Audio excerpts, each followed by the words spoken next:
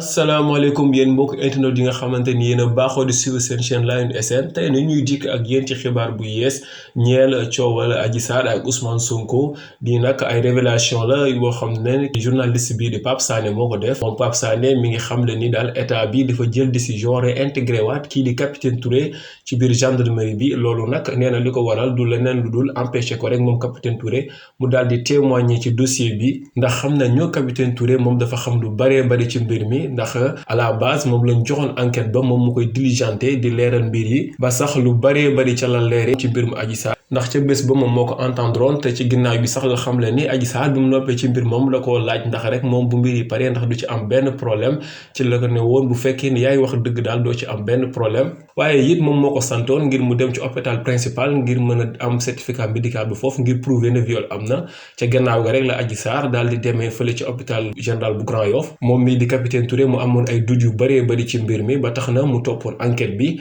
waaye it moo dimbali woon ki di Ndeye Khady Ndiaye ba mu ko fekkee ca feebar ba